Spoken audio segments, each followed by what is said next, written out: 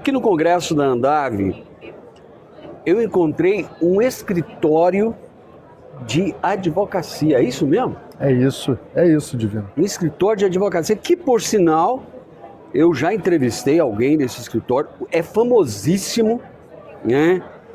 Se chama Passos e Estica Sociedade De advogado. de Advogados. E eu estou do lado do grande André Passos. André Ricardo Passos de Souza.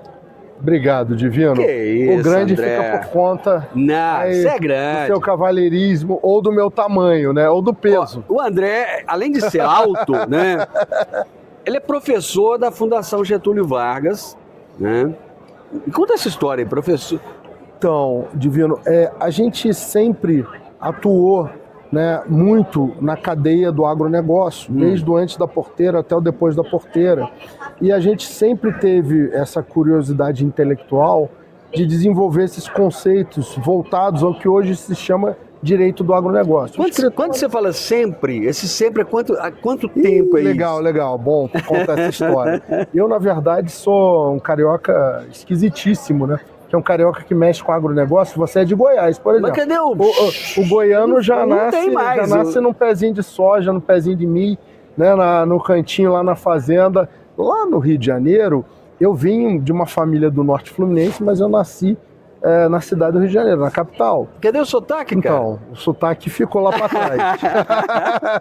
E aí eu sempre fui mexer no agro, mas eu venho de uma família do Norte Fluminense, que mexia com gado, mexia com cana. Tem um background já lá. tem um background familiar. E aí isso foi natural, eu fiz faculdade de Direito na Universidade do Estado do Rio de Janeiro, e sempre tive essa, né, meu pai queria que eu fosse agrônomo, eu não quis, mas eu acabei indo para agronomia por outros caminhos, como você, né, que de alguma forma, ao ser jornalista e cobrir o agro, está sempre conectado aos temas do campo. E a gente fundou aí um escritório há cerca de 20 anos atrás, com a intenção de entregar uma advocacia especializada no agronegócio. Numa época em que ninguém falava de direito do agronegócio. Numa época em que ninguém falava de direito do agronegócio. O legal é isso, eram poucos colegas, poucos escritórios que estavam começando a tratar do tema, mas não de uma forma sistematizada, não de uma forma extremamente focada e focada em todos os negócios nessa cadeia que a gente chama de cadeia ampla do agronegócio. Com isso, os estudos, todo o desenvolvimento de conceitos escritos passaram a focar nesse ambiente de trabalho, nesse ambiente de pesquisas, nesse ambiente de exercício da profissão de advogado e exercício até de palestras, atividade docente. E aí o agro veio com esses conceitos, aí veio a questão de lecionar no agro, a oportunidade de ser professor da Fundação Getúlio Vargas, hoje lecionando em outras instituições de renome, né, como o PERSEG, vinculado ao Exalc USP, no agronegócio, nesse caso no PERSEG de Políticas Agrícolas Brasileiras. E, enfim, atuando aí para todos os clientes, desde o produtor rural até a agroindústria, até o financiador do agronegócio, até aquelas exportadoras, importadoras, as empresas de insumos e defensivos aqui da Andave. Enfim, é uma gama toda de questões jurídicas que a gente procura aproximar o gestor, o homem do campo, de uma linguagem menos empolada. A ideia aí é essa na nossa atuação do dia a dia, obviamente não sem deixar de lado, não sem trabalhar a técnica, né? Observando o mais alto rigor, como qualquer escritório de advocacia, mas procurando aproximar da linguagem do homem do campo. Boa, porque eu sempre falo isso, um dos grandes problemas no agronegócio, eu acho que em todas as áreas, é falar uma linguagem justamente que o produtor rural não entende. Isso acontece, por exemplo, na área técnica, né? Muitas vezes eu falo para o agrônomo, olha, descomplica um pouco. Isso. Tudo bem, você vai conversar agrônomo com agrônomo, tá complicado, advogado com advogado, tá complicado. Beleza. Mas advogado, produtor rural, agrônomo, produtor rural, veterinário, produtor rural, cara, tem que ser uma linguagem acessível, né? E aí, quando você trouxe essa proposta, porque muitas vezes já aconteceu comigo de falar, por exemplo, para um agrônomo, olha, descomplica, ele fala, mas se eu descomplicar, o colega vai achar que eu não entendo, porque eu estou falando fácil demais. Quando você traz isso para um mundo onde o juridiquês é tão presente e parece que é tão importante falar complicado no direito, como é que fica isso? Você tocou no ponto, você está corretíssimo, Divino. O grande desafio do agro foi sempre se comunicar, você sabe disso, você é jornalista.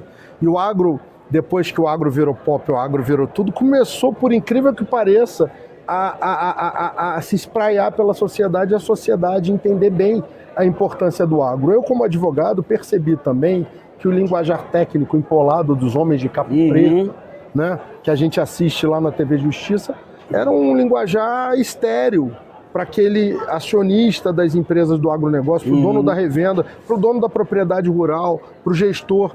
E procurei, então, trazer, obviamente, com o máximo rigor científico, o máximo rigor técnico, o máximo rigor de conceitos doutrinários, jurídicos, etc., a simplicidade das alternativas, dos impactos, tratar o direito como uma das ferramentas, tal qual o agrônomo tem que tratar dos insumos, das técnicas de plantio como uma ferramenta do gestor do campo, eu comecei a tratar o direito como uma ferramenta do homem do campo. A CPR, o título do agronegócio, os contratos de parceria, os contratos de arrendamento como uma ferramenta. E a gente percebeu que em sala de aula, e a gente percebeu que para os clientes, a gente percebeu, então, que para o grande público que está nos assistindo, que isso passou a ser algo mais palpável, mais palatável.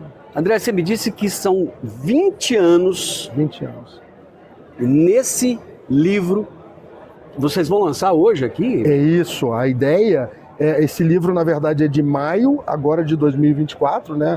De meados de maio, final de maio, e a ideia é trazer para o público da Andav um coquetel, né, de lançamento para esse grande público da Andav, para esse público aqui presente, né, que representa uma amostragem muito relevante da cadeia ampla do agronegócio. Está aqui você, né, trabalhando bastante, né, na feira, conversando, fazendo entrevistas com a maior diversidade possível de empreendedores nessa cadeia. É trazer essa novidade para cá, uma forma de explicar que a partir dessas ferramentas você desenvolve estruturas de governança, você desenvolve conformidade, que é atendimento à lei, para chegar na sustentabilidade, que é o próximo desafio, né? O campo brasileiro sempre foi muito competente em produzir bem, produzir com qualidade. Agora o nosso grande desafio é entregar o que o mundo está ávido, além de alimentos, fibras, energia renovável, sustentabilidade. Estamos cada vez mais qualificados e cada vez mais capazes de fazê-lo, até porque temos a nova lei do agro, temos a lei da CPR Verde, temos os FIAGROS, temos veículos jurídicos que são capazes de entregar isso. Deixa eu te fazer uma pergunta de um assunto que está muito na moda agora, né? Muita gente nem gosta muito dele. Cara, como é que está esse negócio da recuperação judicial, do RJ? Sabia que você ia me perguntar. Mas, cara, não tem jeito de não perguntar, porque é o seguinte, tem gente que fala assim, cara, é uma enxurrada de RJ. Outros falam, não, no universo de não sei quantos mil produtores, blá, blá, blá, blá, o que pediu é isso aqui, então não é nada. É ou não é? Então, tipo assim, Divino, é uma gripezinha ou é uma... É muito mais algo, um inconsciente coletivo gritando do que efetivamente algo material. Vamos lá, você falou em números, eu gosto dos números. No universo de mais de 5 milhões de produtores, se você conta nos dedos os que pediram recuperação judicial por algum fator financeiro, climático, os preços de soja. Rio Grande do Sul, a gente teve uma tragédia lá, então, obviamente, o governo federal lançou uma medida provisória para repactuar as dívidas, é uma outra situação. Exceção, né? Em outros estados você teve algum problema de falta de chuva, climático. Essas são aquelas situações para as quais a lei, né, prevê a ideia da recuperação judicial. Mas, assim, em outras situações, ou é algum tipo de renegociação forçada, ou é algum tipo de interesse que não é o do produtor rural, é de quem quer vender serviço, vender trabalho, consultores, etc. E o produtor rural, às vezes, acaba embarcando. Isso assusta muitos daqueles que concedem crédito, das operações de troca, operações de barter, revenda, porque o agro funciona à base de crédito, né? A necessidade de financiamento no agronegócio brasileiro hoje é de cerca de 1 trilhão por ano. Sim. O Plano Safra cobre 500 bi, então 500 bi vem da onde? Do mercado, do bolso do produtor. dos fiagros, dos veículos, das operações de barter. A gente está aqui na Andav, né, discutindo isso tudo. Então, assim, é muito mais alarde do que efetivamente uma preocupação. E eu acho que com algumas medidas simples de gestão e algumas medidas e muita boa vontade e canja de galinha, que não faz mal para ninguém, o produtor e aquele que é o credor conseguem renegociar numa boa, sem maiores estresses. Então, assim, realmente a proporção é essa que você falou. Os casos que existem são traumáticos e ruidosos e você precisa balancear isso, nem tanto ao céu, nem tanto ao terra. Quando você escreveu esse livro, quem você imaginou lendo esse livro aqui? Você, o gestor do campo, o produtor, o dono da terra, o meu aluno de gestão lá nos MBAs da Fundação Getúlio Vargas. Ou seja, eu imaginei um livro que fosse um guia prático para quem opera essas ferramentas do direito do agronegócio e então estão cansados de tentar ler na lei aquele linguajar empolado para que possam ver na prática como isso funciona. Ou seja, por que eu escolho arrendamento? Por que eu escolho parceria? Por que eu atuo e produzo no CPF e não no CNPJ? Por que eu faço no CNPJ e não no CPF? E por que não os dois? Né? As tais holdings rurais, etc., que vendem aí como se fossem produtos, eu desmistifico um pouco tudo isso. Uma visão sistematizada através de artigos, estudos e pareceres sobre o tema. Isso. Prefácio Fábio Mizumoto.